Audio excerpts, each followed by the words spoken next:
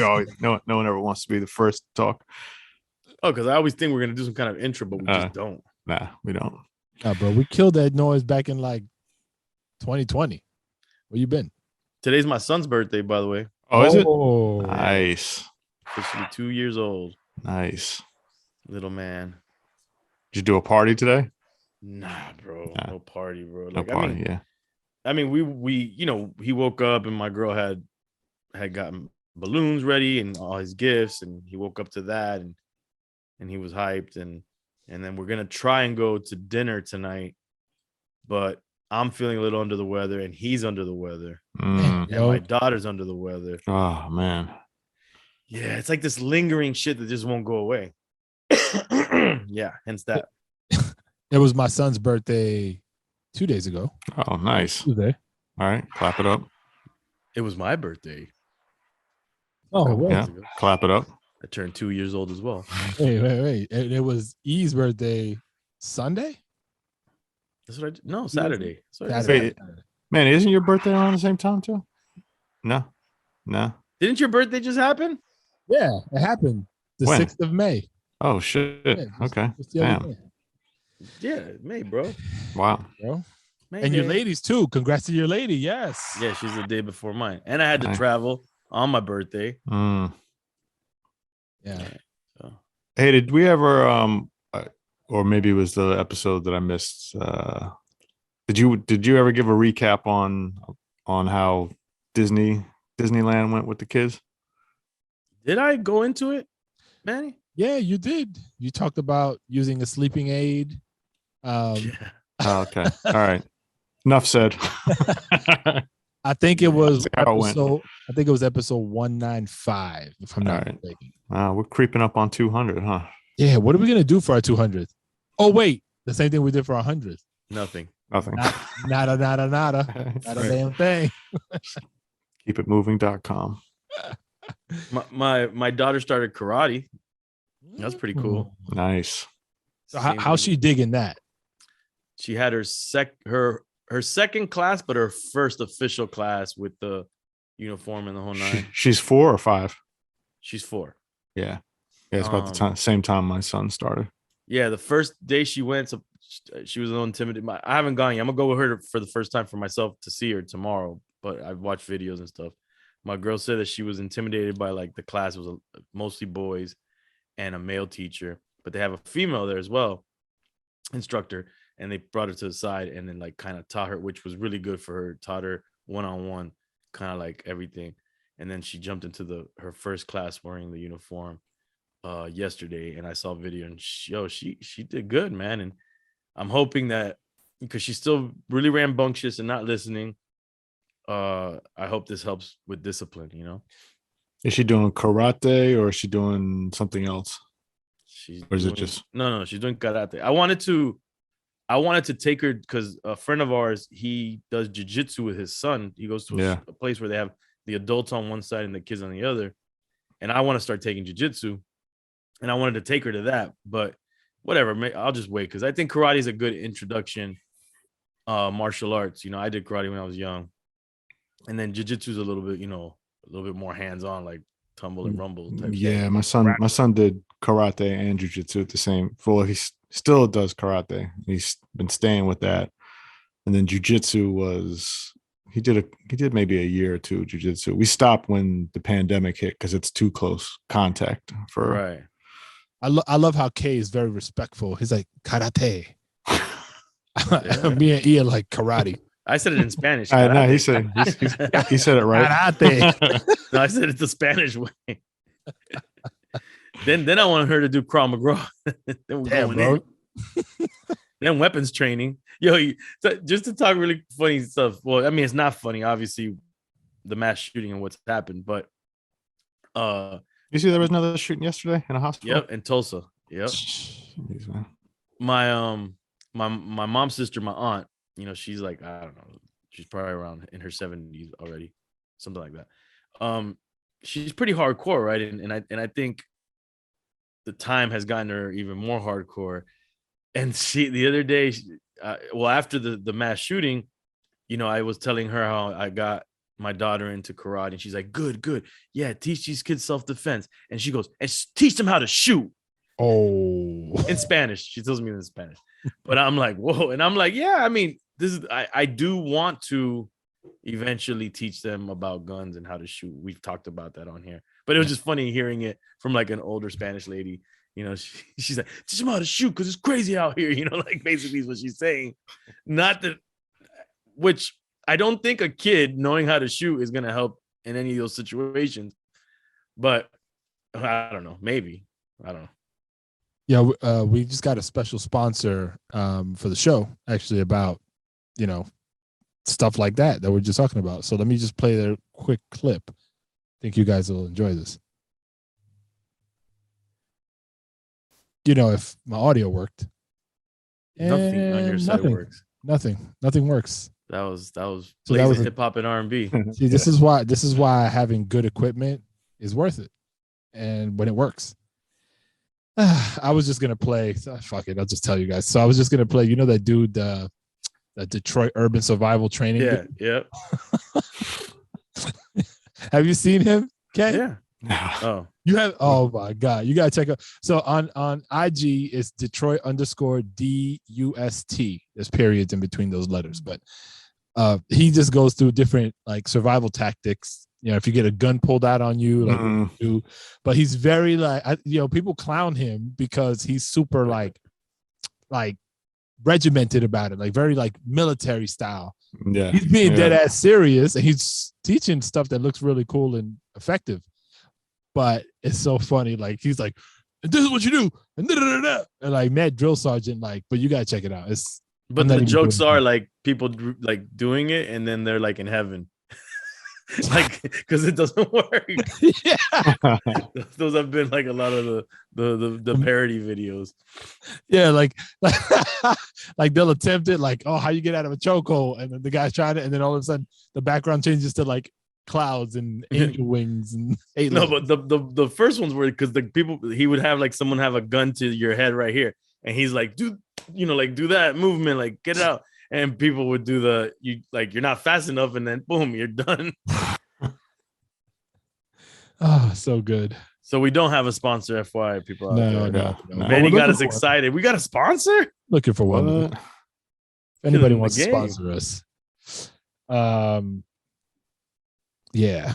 You know what? You know why we can't get a sponsor yet? Because we don't get enough reviews from those of you that are listening. See, we get so many people listen to the show, but very few are actually giving us their feedback. So we don't even know if we're doing a good job. So if you could, please just go review us on Apple Podcasts. Sorry. Just scroll all the way down on our podcast feed and then hit the review button. Give us those 5 stars and give us a quick hot take of what you'd like the most or what we've been able to help you with. Because frankly, we don't know. We might as well do a giveaway for a random reviewer.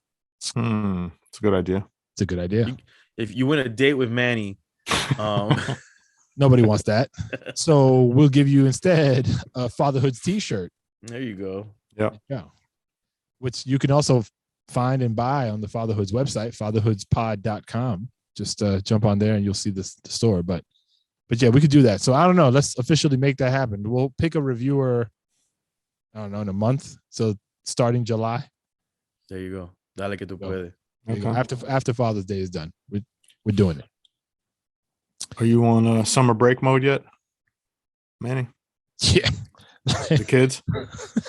Everybody in this house is on summer break mode. Okay. Like we're not stressing about school. Kids are getting, going to sleep mad late, waking up kind of right at the time when they have to bounce. Like we're just like, all right, whatever.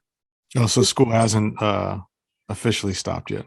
No, not officially. No, but mentally it has for them. Yeah. They're beat up. My high schooler, she's a freshman in high school, finishing up her first year.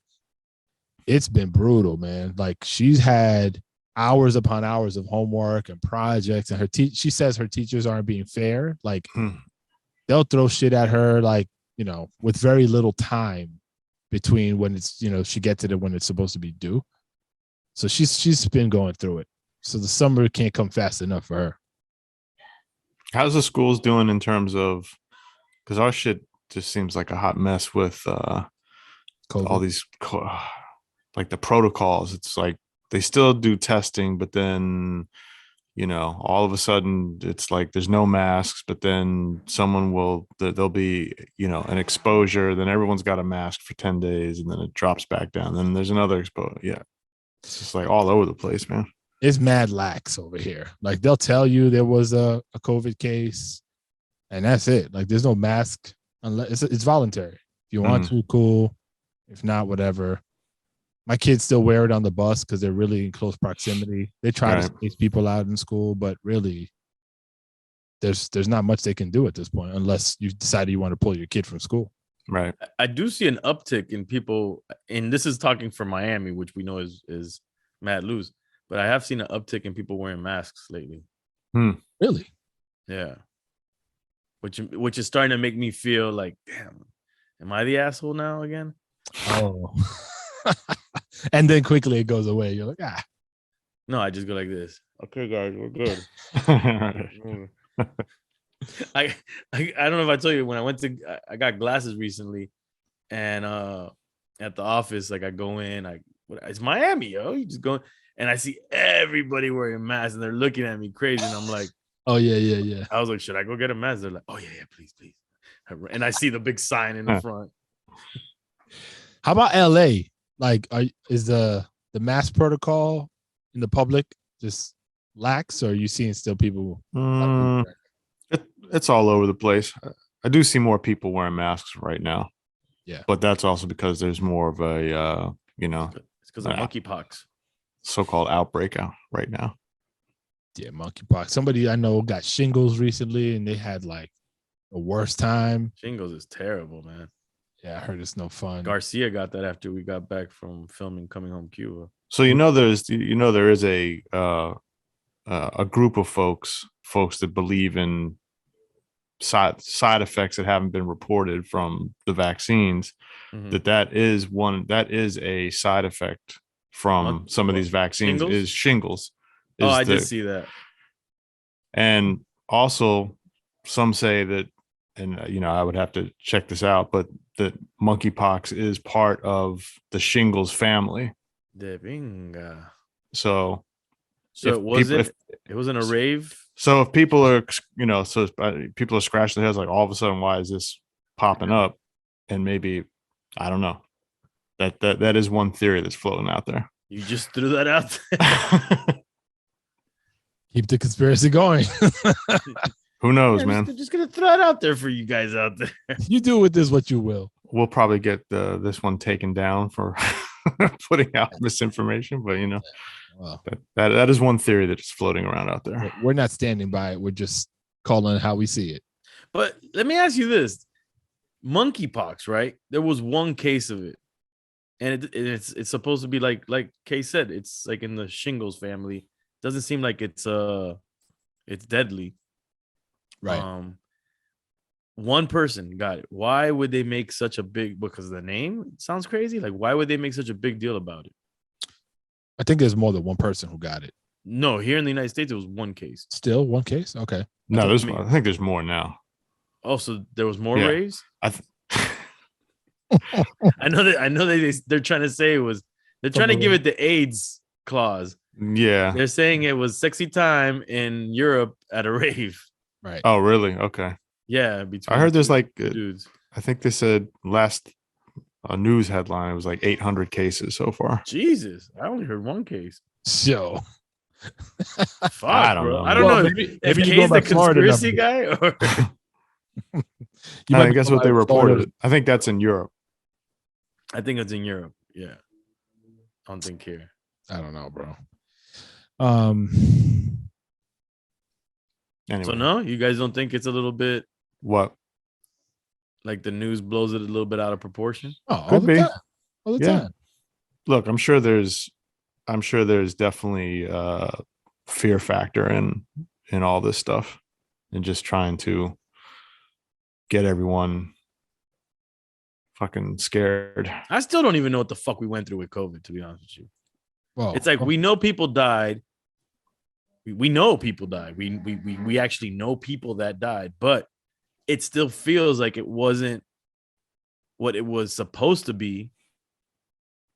and like what we went through feels like it was kind of, I don't know, man. Blown out of proportion. It just seems like, what the fuck just happened with COVID? You know, now we're like acting like it doesn't matter anymore. Like, it's just wild to me. Fuck the news, man. No, for real. Fuck the news, man. Because every day, Ukraine, World War III, mass shooting. Like, these motherfuckers don't know how to fucking multitask news shit and tell us an array of news that we should all know about. Variety of things, yeah. You know, it's like, sorry. Yeah, no, it's true. I mean, if you have that running in the background all the time, or if you're looking at, I guess it's just, yeah, it's just a one steady stream. Yeah. That's why I don't listen to news, bro. Like I'll listen to some of the international stuff that we've been talking about, you know, in our text group. But like domestic stuff, I look at it more for like entertainment, or I'll jump on and check out the hyper local news just to see like, oh, there's a road closure over here, or school, this thing happened at the local school, or that kind of stuff. But not. Does your oldest pay attention to any news, or if she hears it, anyone talking about it, does she ask you about any of these things? She, like, when it hits like her friend group, then she'll blurt it out like she knew about it. And then it sucks for her when she says it to me, because I'm always like questioning her. And I know it's driving her away, which is not what I want. I want her to like want to have a dialogue about it, but my brain immediately goes to like, where'd you hear that? How do you know that's true? Right. Did you fact check? Well, let me ask you this. Did she ask you about monkeypox? Has that made her? That hasn't come okay. up yet. She asked you about the latest string of mass shootings at all? The one in Uvalde, yes. Supposedly there was 6 since Texas already. And we only know about other one. I don't know what the threshold for it to be a mass shooting is, but that's what I was hearing on the news that they said. And what did she ask you about that? She didn't ask me anything. Or she just made okay, got it. Yeah. It wasn't really a conversation. It was more just like, yo, guys, just be, because we have our own little family group chat. So we're like, yo, just be mindful, like pay attention, make sure you know what your surroundings are looking like, because this shit could pop up anywhere. Meanwhile, the government keeps telling us that UFOs are real and nobody gives a fuck. And right, think about that for as long as we can remember. It was always the government would never release any information. It's not real. And now all of a sudden we've got the government putting out these videos and stuff and talking about it, and no one gives a shit. No one cares. That's how fucked up we are. Nobody gives a shit. And you got to wonder why they're saying all this shit now. But then the second meanwhile is the second meanwhile, the economy is crashing, and according to experts is going to get really, really, really fucking horrible. And what are we fatherhoods? What are your thoughts on, like, how do you prepare for economic crash we're already in the midst of it? I gotta wonder how some of these economic crashes affect people, though. Is it an economic crash where it affects like people more so that have a lot in stock or their savings or whatever, they have things in the market, and so it's people freaking out on that end, as opposed to, I guess the average person working? Like, I wonder what those effects are, like real life versus, potential future earnings.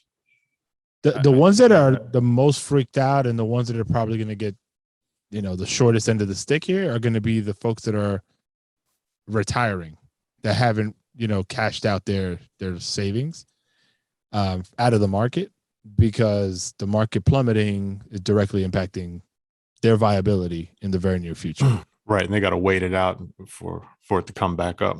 Right. Or they have to cut their losses now and say, yo, now my net worth is 30% less than what I expected it to be at this point, and that sucks. But it's either that or you wait for the market to correct whenever the hell that is, if it ever happens, and then you've now eaten up a chunk of your remaining years of life, and you're getting closer and closer to God knows, when you're going to pass away. So that's kind of what they're thinking about.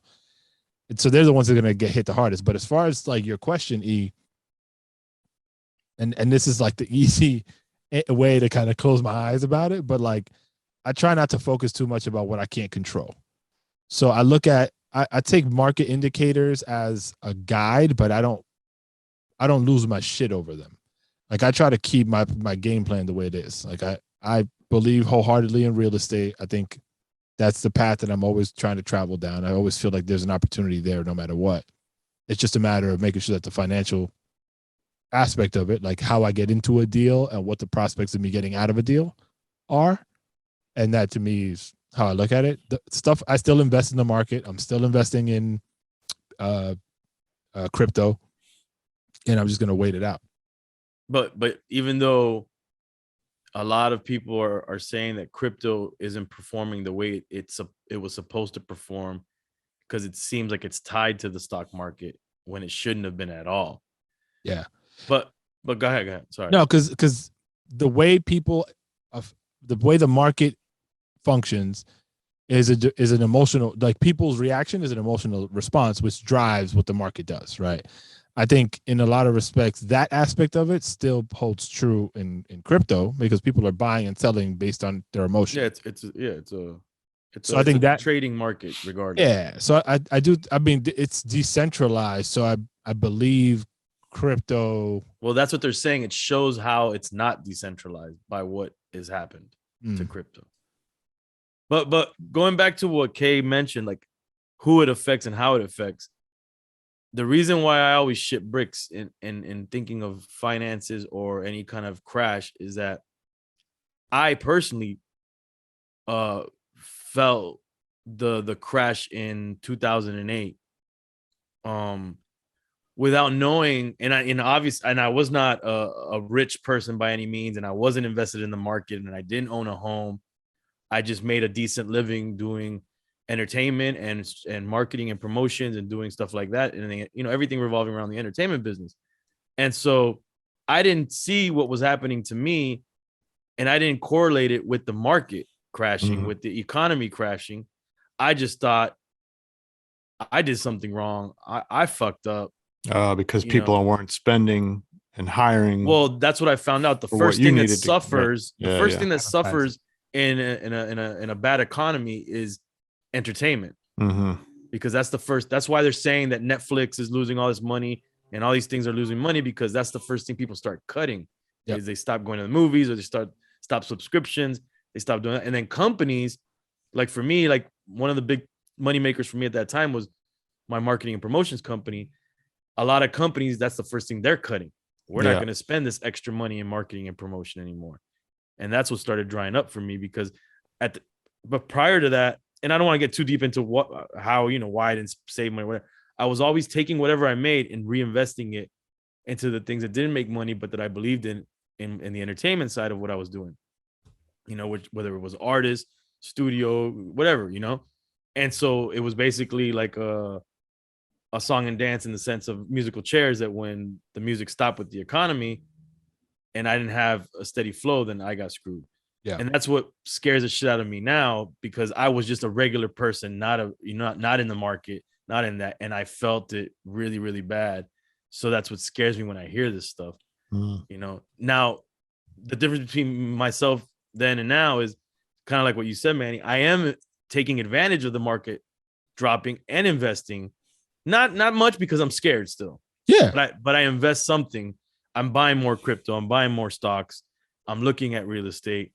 But still, it's still scary, because this economic situation is a little different in the sense that they're saying a lot of it is tied to the war in Ukraine. They're saying the war in Ukraine is dealing a big hit to the commodities markets. Grain is oil, the oil prices, and then the differences in Saudi Arabia back then was our buddy and would do whatever we asked of them, and Saudi Arabia, who's one of the biggest oil exporters, has said "fuck you, America," and is kind of like our enemy now in that sense. So a lot of things are different from back then, and make things a little bit more unsure. Yeah. Did I paint a bleak picture? I figure after Oh conspiracies, yeah. we go right into this. Oh yeah. No. Not now. Everybody that's listening is depressed. Right. So how do we keep, like how do, as a household, as fathers, as partners, how do we make sure, as breadwinners or partial breadwinners, how do we make sure that, what advice could we give people, or can we even give anybody advice on how to weather this storm? For me, I guess my thought, and I've definitely been a slacker, or just not knowledgeable about, as much as I wanted to be, about investing and all that kind of stuff early on in life. But I think, especially in these times, I've always felt more comfortable when being liquid, or at least having, like, there's some people who say, well, having a savings account or just having some money stashed that's not doing anything is not the smartest move. But on the flip side, when you look at times like this, making sure you do have some liquidity and you're able to make some, if you need cash on hand, or you have a certain stash set aside. Right. So if you need to weather a storm, that it's there, Well, two kind of pushbacks, or not pushback, but thoughts on what you're saying is, that scares me, is, of course, saving. You think, okay, keeping that savings intact, a certain amount of money, is kind of like that buffer. But what's scary also is that, if you look back at crashes before, whole banks went out of business and people lost money, like Right. literally lost their money in the bank. So that's scary. The other part of it is the dollar is losing its value. And I saw something, and don't go by what I'm saying, I'm just saying this is one article or one video I saw. It said basically, if you have 100,000 in the bank, in a couple of years, that same 100,000 is really going to be worth 90,000. So that savings, that's why investing seems the most logical thing to do, because you have a better chance of that money multiplying itself versus losing its value. Mm-hmm.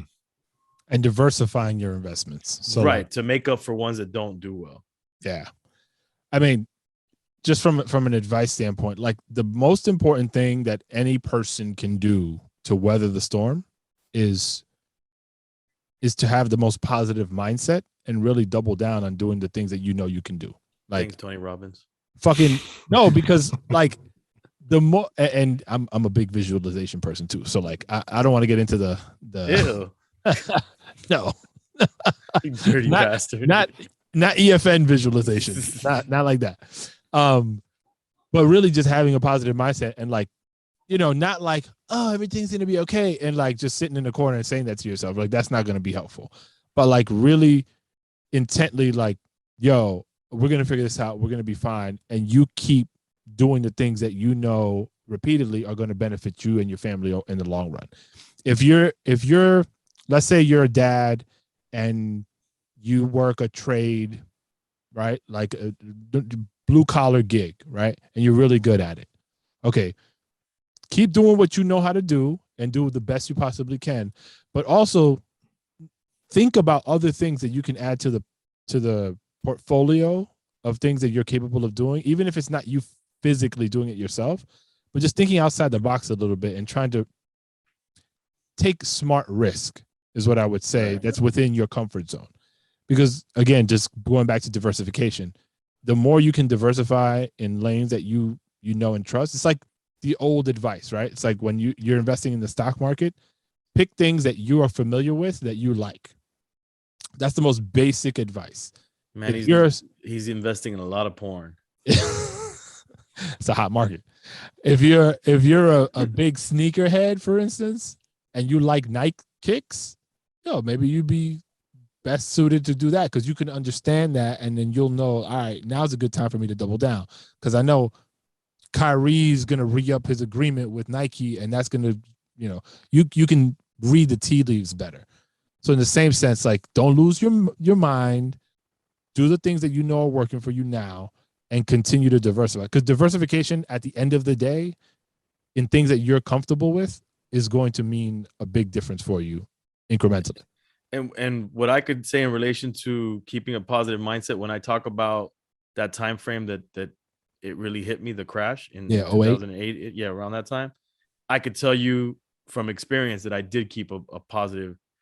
I did have my bad days, obviously, but for the most part, I was like, nah, I'm gonna get through this, and I saw, okay, just I gotta be consistent. I continue to be, with the mindset of consistency, even if you're slowing down, even if you're doing less and you have less and you're what's the word, like you're just shrinking everything around you.